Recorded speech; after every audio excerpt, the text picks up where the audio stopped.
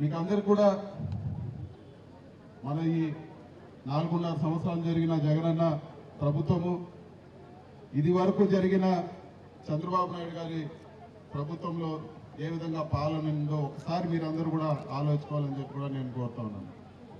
మన రొంచెర్ల మండలమే మీరు తీసుకోండి. మన జగనన్న వచ్చినాక ఏవైతే మేనిఫెస్టోలో చెప్పినారో, ఏదైతే నేను చేస్తా అని చెప్పినారో, ఈరోజు ప్రతి పథకం కానీ, ఈరోజు మేనిఫెస్టో ప్రతి ఆఫీస్లో కూడా ఈరోజు ప్రతి ఒక్క విషయాన్ని కూడా తేదీలు చెప్పి మరి ఇదో పలానా తేదీకి నేను ఈ విధంగా పెన్షన్ ఇస్తా అంటే పెన్షన్ కానీ, లేకపోతే ఆసరా కానీ, చేయూత కానీ, ప్రతి ఒక్క అమ్మఒడి కానీ, ఇన్ని పథకాలు కూడా ఈరోజు ప్రజలకు నేరుగా వస్తాయి. ఒక్క రోజు కూడా ఆలస్యం లేకుండా నేరుగా ఎవరి రికమెండేషన్ లేకుండా ఈరోజు జరుగుతుంది. అదేవిధంగా ఈరోజు ఇళ్ళ పట్టాలు కానీ, ఇల్లులు మంజూరు కానీ, ఇవన్నీ కూడా ఈరోజు ఏ పార్టీ అని చూడకుండా, ఏ కులము మతం ఏం చూడకుండా ఈరోజు జగనన్న పాలన ఈరోజు మీ ఇంటి వద్దకే వచ్చి మన ఊర్లోనే సచివాలయంలో మీరు ఈరోజు అన్ని పనులు కూడా చేసుకునే పరిస్థితి మీకు అందరూ కూడా తెలుస్తుంది. ఈ పథకాలే కాదు, మన ఊర్లో స్కూల్స్ చూడండి, నాడు నేడు కింద ఈరోజు స్కూళ్ళన్నీ కూడా అభివృద్ధి చేశారు. మీరందరూ కూడా ఒకసారి ఆలోచించుకోండి, ప్రభుత్వ పాఠశాలలు ఏ విధంగా ముందున్నాయి, ఈరోజు మన బిడ్డల యూనిఫామ్ ఏ విధంగా ఉంది, వాళ్ళకి పెట్టే భోజనం ఏ విధంగా ఉంది, వాళ్ళకి చెప్పే చదువు ఏ విధంగా ఉంది, వాళ్లకు ఈరోజు బ్యాగులు ఇవ్వడం కానీ, అదేవిధంగా పుస్తకాలు ఇవ్వడం కానీ అన్నీ కూడా మీరు ఒకసారి ఆలోచించుకోవాలని చెప్పి కూడా నేను కోరుతా ఉన్నాను. ఈరోజు మన బిడ్డలు చదువులకు ఫీజు రీంబర్స్మెంట్ పథకంలో ఎంతైనా కూడా పూర్తిగా ఈరోజు ప్రభుత్వమే భరిస్తూ ఉంది. అదేవిధంగా ఆరోగ్యశ్రీలో కూడా ముందు కన్నా ఈరోజు ఎంతో మెరుగైన వైద్య సేవలు అందుతా ఉన్నాయని చెప్పి కూడా మనం అందరం కూడా ఒకసారి గుర్తు చేసుకోవాలి. ఇదే ఒకసారి చంద్రబాబు నాయుడు గారి పాలన గురించి కూడా మనం ఒకసారి ఆలోచించుకోవాలా. అందరూ కూడా మహిళలు ఉన్నారు, అందరూ కూడా ఎంతో కష్టపడి మీ కుటుంబాన్ని కానీ, మీరు ఎంతో పట్టుదలతో మీ పిల్లల్ని అందరూ కూడా ఈరోజు పైకి తీసుకొచ్చే పరిస్థితి మీరందరూ కూడా చేస్తా ఉన్నారు.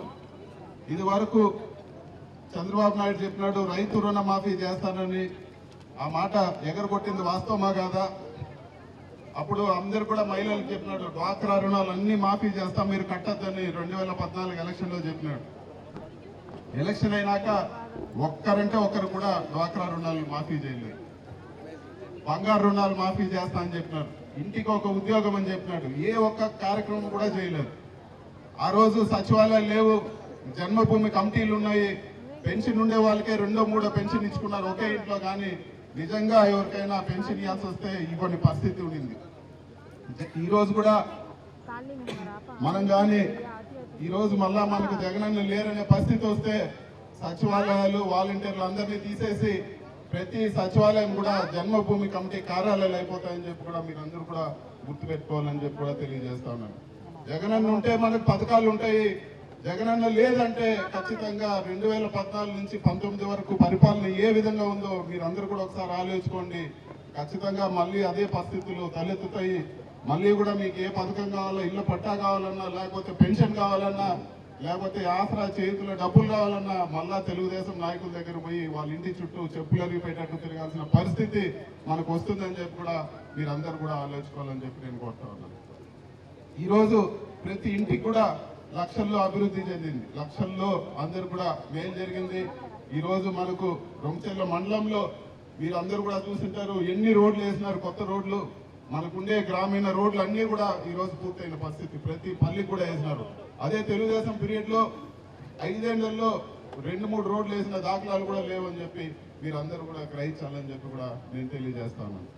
ఇన్ని కూడా మీకు ఎందుకు చెప్తాను అంటే రాబో రోజుల్లో 2-3 నెలల్లో మనకు ఎలక్షన్లు వస్తూ ఉన్నాయి, మళ్ళా అందరూ వస్తారు, మళ్ళా చంద్రబాబు నాయుడు వస్తాడు.